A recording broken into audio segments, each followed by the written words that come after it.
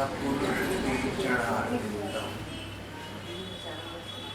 भक्त हरिदास दास का चरित्र है, लगभग 100 बरस पुराना। नहीं,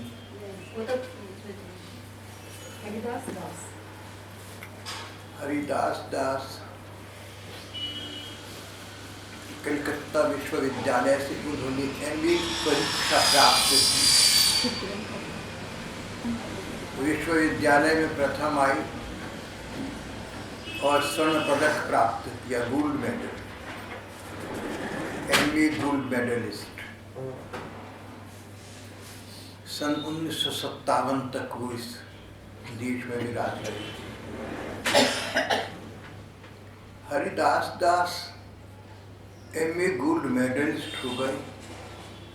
उस समय MA होना बहुत बड़ी बात थी, और सो भी कैलकाटा से, और गोल्ड मेडल यूनिवर्सिटी में फर्स्ट प्रथम आई। बहुत बड़ा पद मिल सकता था, बड़ी प्रतिष्ठा मिल सकती थी, लेकिन पद प्रतिष्ठा में उनकी रुचि नहीं थी। धन उपार्जन में रुचि नहीं थी, निर्धन परिवार के थे। पिता जानी मानी पंडित थे, उनका समाज में बड़ा मान सम्मान था। न उन्हें धन की तृष्णा थी और न धन अधिक कहीं से प्राप्त हुआ। बड़े साधारण से संसाधनों में पली हरिदास दास अंततः अपने भाई के अनुसार, जैसे भाई निकला वैसे ये भी निकले। 2 भाई थे। भाई साधु हो गया, विरक्त हो गया संसार से। हरिदास दास भी साधु हो गए, विरक्त हो गए संसार से, परिवार से, गृहस्थ से। MA गोल्ड मेडल होने का लाभ उन्होंने अन्यत्र ही उठाया। संसार की किसी उपलब्धि को उन्होंने उपलब्धि नहीं माना।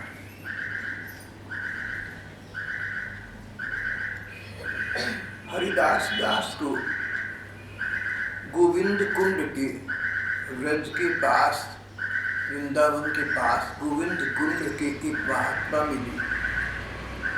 ये महात्मा बहुत ऊंचे उठे हुए थे। श्री राधा कृष्ण के दर्शन इन्हें प्राप्त हो चुके थे। हरिदास दास इनसे मिले और इन्हें बताया कि मेरी रुचि ठाकुर जी को प्राप्त करने में तो है, भगवत प्राप्ति तो मेरे जीवन का लक्ष्य है, मेरा आधार है, मैं चाहता हूं। पर भगवत प्राप्ति के साधनों में मेरा मन नहीं लगता। भगवान को पाने की अनेक साधन है। अगर मन में साध जाग जाए, साध इच्छा, तीव्र इच्छा, त्वरा, अनन्य इच्छा, अगर मन में साध जाग जाए भगवान को पाने की, तो किसी भी सच्चे मार्ग से सच्चा व्यक्ति भगवान को पा सकता है।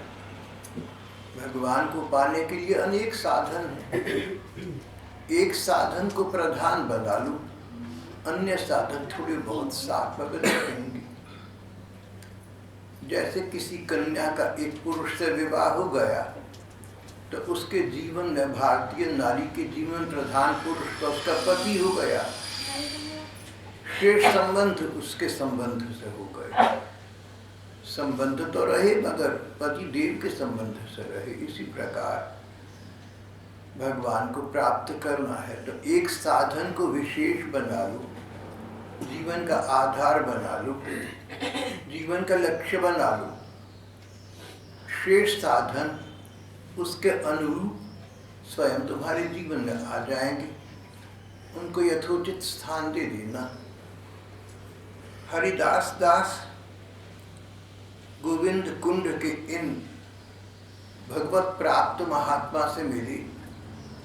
कहने लगे भगवत प्राप्ति तो चाहता हूँ, पर कोई साधन ऐसा नहीं है जिसके माध्यम से व्रज के ठाकुर श्री कृष्ण को प्राप्त कर सकूं। स्वामी श्री राधिका जी का कृपा प्रसाद प्राप्त करूं। आप मुझे कोई ठौर प्रदान करिए, आप मुझे कोई उपाय बताइए। मैं निरुपाय हूँ, मुझे उपाय बताइए। मैं असहाय हूँ, मेरी सहायता करिए। मैं विवश, आप अपनी कृपा शक्ति के द्वारा मुझ में साधन शक्ति का संचार करिए। आपकी शरण में आ गया। वे महात्मा भगवत प्राप्त थे, व्यापक हृदय की थे और जानते थे कि भगवान को पाने के लिए कोई भी उपाय जो मन को अच्छा लगे, उसे ग्रंथ माने या न माने, धर्म माने या न माने, कोई उपाय मन को सच्चा लगे तो भगवान तो सच्चाई से मिल जाते।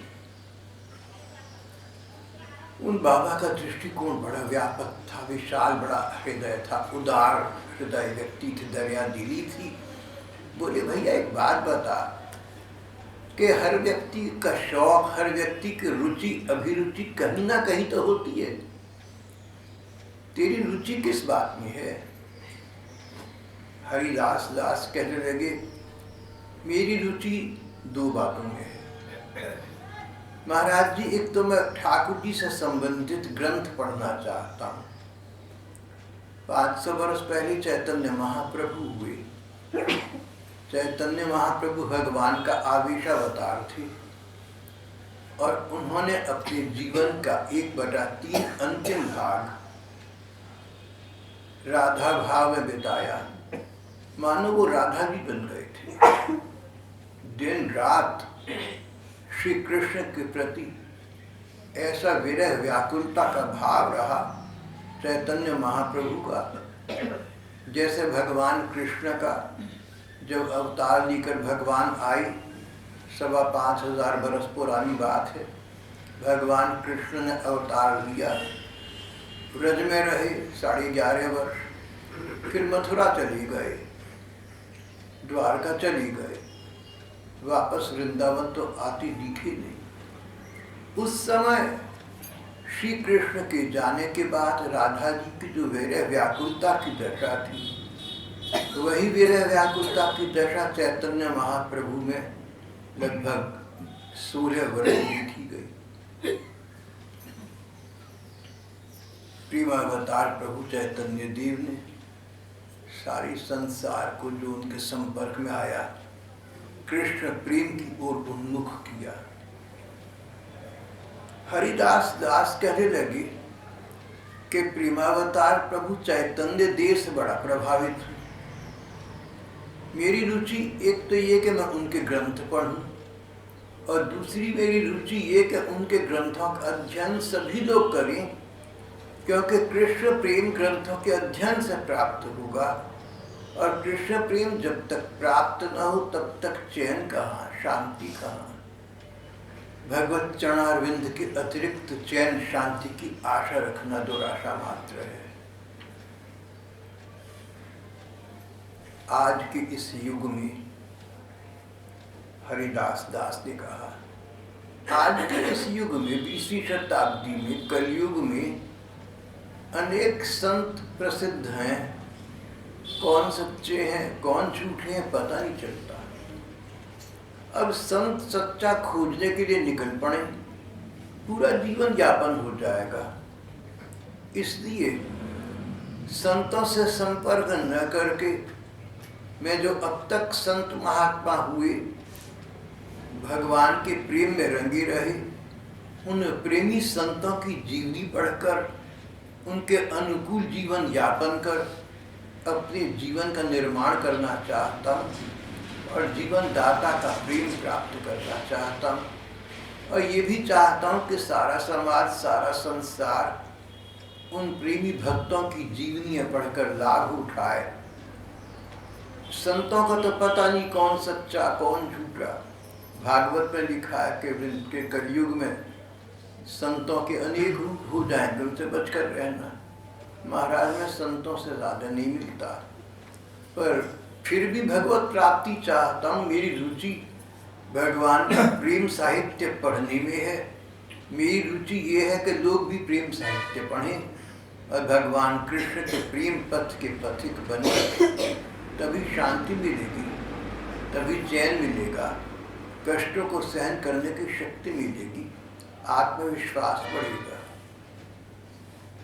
वे महात्मा बड़ी प्रसन्न हुई, बोले भैया तेरा तो पथ प्रशस्त हो गया, तेरा तो मार्ग खुल गया सीधा साधा, तूने तो बहुत अच्छा मार्ग चुना। भगवान के प्रेमी भक्तों की जीवनी पढ़ना, जीवनी पढ़कर जहाँ जो बात हम अपने जीवन में ला सकें उसको लाने का प्रयत्न करना, और ये प्रयत्न करना कि अन्य लोग भी सुख को प्राप्त करें। तो बहुत अच्छे लक्ष्य की ओर बढ़ रहा है। अब तुझे अपनी साधना का रूप बनाना है। बहुत से लोग भगवान को पाने के लिए बहुत से साधनों का प्रयोग करते हैं। कोई नाम जप को आश्रय देता है, कहीं रहे कैसा भी रहे, नाम जप को नहीं छोड़ूंगा, राम राम हरि हरि कृष्ण कृष्ण हरि हरि।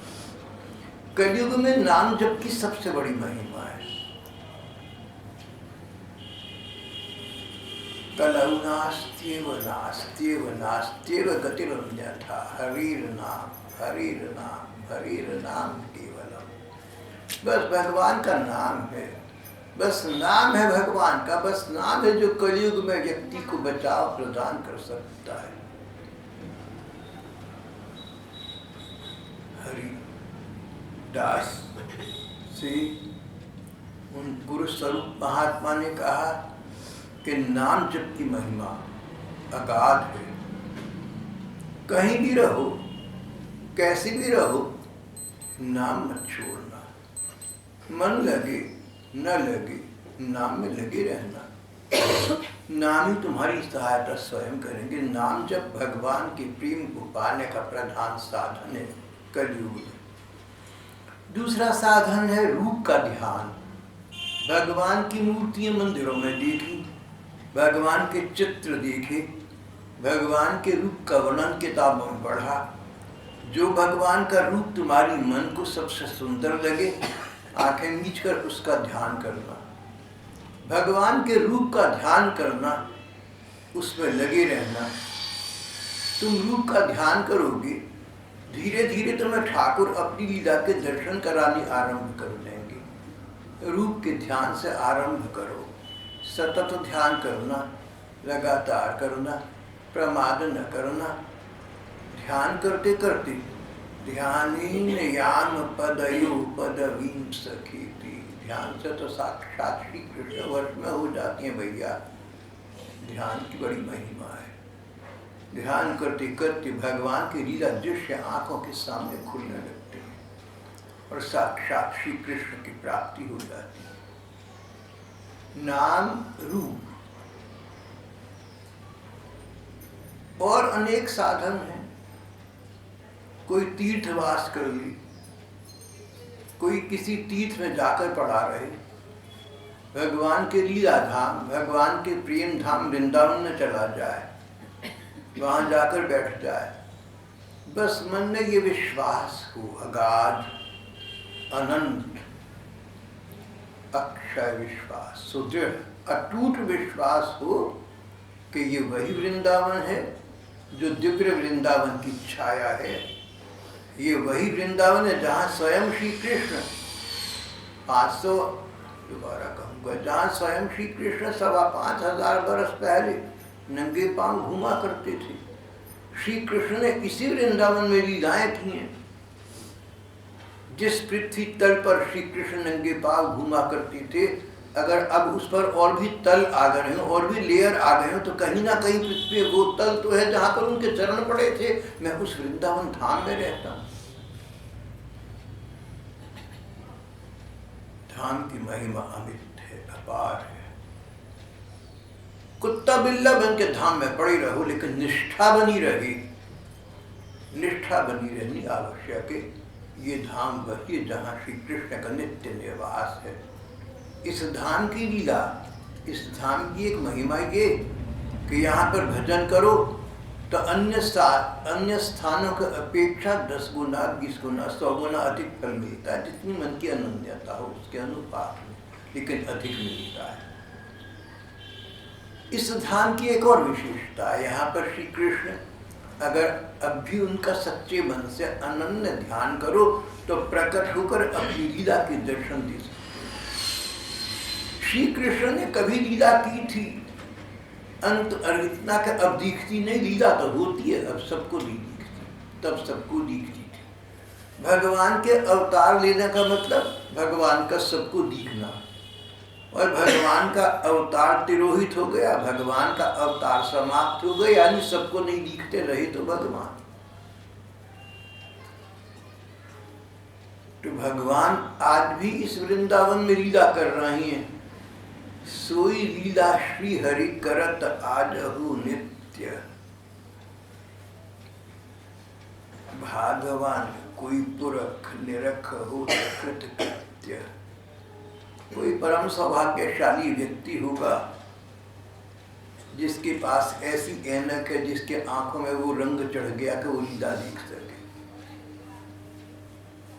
भागवान कोई पुरख निरख हो कृत कृत्य। उनकी लीला देख कर आज भी कृत्य हो जाता है, निहाल हो जाता है। सोई लीला श्री हरि करत आजहु नित्य। श्री कृष्ण की लीला तो नित्य हो रही है, उसको देखने के लिए जो ऐनक चाहिए, जो दृष्टि चाहिए, सो तुम्हारी बन जाएगी, धाम में पड़ी पड़ी बन जाएगी, निष्ठा से बन जाएगी, श्री कृष्ण की लीला प्रकट हो जाएगी। नाम जप करना श्री कृष्ण प्राप्ति का प्रधान साधन है कलयुग में। रूप का ध्यान करना कठिन है पर बहुत फलदायी है। इसी प्रकार धाम वास निष्ठा के साथ करना श्री कृष्ण की प्राप्ति कराने का साधन है। साधन अनेक हैं। घर गृहस्थी में रहते हुए अपने कर्तव्य का पालन करना, ये समझकर कि ये कर्तव्य मुझे भगवान ने पूरा करने को दिया है, मैं प्रभारी हूँ, मैं इंचार्ज हूँ। भगवान ने पति दिया, भगवान ने पत्नी दी, भगवान ने माता पिता दिए, भगवान ने बच्चे दिए, ये सब मुझे भगवान ने दिए हैं, इसलिए मैंने इनके प्रति अपना कर्तव्य पालन करना है। ये मेरा सेवा कार्य है। सरकारी भाषा में इसे कहते हैं, सरकारी भाषा में कहेंगे ड्यूटी। जैसा सरकारी दफ्तर में किसी को कोई ड्यूटी मिल गई, किसी को कोई ड्यूटी मिल गई, ऐसे भगवान ने मुझे ये ड्यूटी दी है कि घर में इतने लोग दे दिए, मैंने इनकी सेवा करनी है। माता पिता हैं, उनकी सेवा करनी है, पति या पत्नी है, उनकी सेवा करनी है, बच्चे हैं, उनकी सेवा करनी है। ये भगवान ने मुझे दिए हैं, इसलिए इनकी सेवा करनी है। मेरे बच्चे हैं इसलिए नहीं करनी, मेरे पति या पत्नी है इसलिए नहीं, मेरे माता पिता इसी भगवान ने दिए हैं मुझे। मेरा सेवा कार्य ये है, मेरी ड्यूटी ये है कि इनकी मैंने सेवा, मेरा प्रभार है, मुझे ये चार्ज दिया गया है। तो जैसे भारत जैसे देश में राज्य के राज्यपाल नियुक्त हो जाती, जो राज्यपाल जिस राज्य में जाएगा उसका ध्यान करेगा, प्रभारी हो गया, वहाँ का इंचार्ज हो गया। मुख्यमंत्री को नियुक्त करेगा, वहाँ की सरकार चलाएगा, और कल को सरकार उस प्रदेश से निकाल कर दूसरे प्रदेश में ले आए तो वहाँ पर करने लगेगा, पहले प्रदेश का ख्याल भी नहीं। ऐसे राज्यपाल मैंने देखे हैं कि जिस प्रदेश में राज्यपाल है उसके गुण गाती हैं, ये तो देवभूमि है, यहाँ तो सारे अवतार हुए, ऐसा तो कोई प्रदेश ही नहीं है।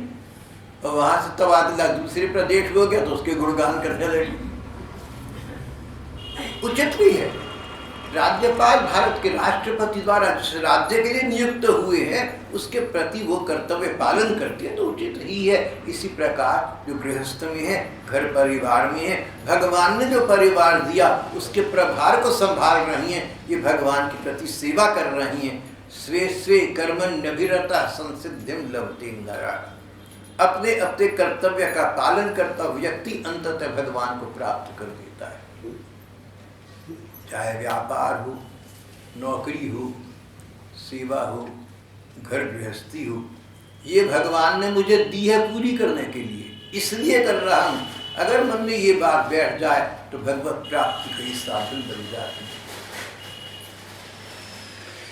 एक व्यक्ति प्रभु चैतन्य देव से मिला, बोला प्रभु और मैं संन्यास लेना चाहता हूँ, घर गृहस्थी छोड़ देना चाहता हूँ, दुनिया का मोह छोड़कर, संसार का मोह त्याग कर, परिवार को छोड़कर मैं साधु बन जाऊंगा। प्रभु चैतन्य देव मुस्कुरा दिए, बोले भैया घर में अहंता ममता का त्याग कर दे तो घर में रहते रहते तो त्यागी है। अब सन्यास के कपड़े पहने, गेरुआ कपड़ा पहना, कमंडलू उठाया, तू लोगों को क्यों दिखाना चाहता है कि तू सन्यासी साधु सज गया? ये भी सजना है। जैसे घर की बहुएं सजती हैं, घर की बच्चियां बेटियां सजती हैं, जैसे विद्यार्थी स्कूल कॉलेज के लिए सजते हैं, कोई कहीं के लिए कोई दफ्तर जा रहे हैं उसके लिए सजता है, सब सजना है। अपना मेकअप करना, अपने को बेहतर दिखाना, तरीके से जाना, इसी प्रकार साधु सजना, इसी प्रकार सन्यासी सजना, सब श्रृंगार है। सजने की मन में वृत्ति है, आकर्षण है, इसलिए हम संसारिक न सजे, हम भगवान के आध्यात्मिक साधु सज गए। और साधु सज के तो बड़ा लाभ है, लोग आदर भाव करेंगे। एक सन्यासी महात्मा थे, महात्मा गांधी से मिले साबरमती आश्रम में, बोले मैं छोटे से छोटी को सेवा दे दे वही करूँगा, वही करने के लिए आया हूँ। गांधी जी, बापू आप मुझे बताइए। बापू मुस्कुरा दिए, बोले ये सन्यास के कपड़े पहनकर जहाँ आप जाएंगे सेवा करने के लिए, लोग आपकी सेवा करेंगे। आप तो सन्यासी महात्मा हैं। जब आपने सन्यास लिया तो आपको पता था कि सन्यासी बनने पर समाज में आपका आदर होगा। आदर प्राप्त करने के लिए आप सन्यासी सज गए, अब सेवा पूछते हो, ये बात मेरी समझ में नहीं आई। वो सन्यासी महात्मा सच्चे सन्यासी निकले। उन्होंने उसी समय सन्यासियों वाला लबादा त्याग दिया, कमंडलू, गेरुआ कपड़ा, लाठी, खड़ाऊं उतार दी। बोले गांधी जी जैसा आप कहेंगे मैं वैसा करूँगा। गांधी जी बोले अब तू सच्चा सन्यासी हो गया, तूने सन्यासी पद से जो प्रतिष्ठा प्राप्त होती है उसका भी त्याग कर दिया। भैया तू सच्चा महात्मा हो गया, तू सच्चा सन्यासी हो गया। समय चला है, आगे का प्रसंग हम करेंगे।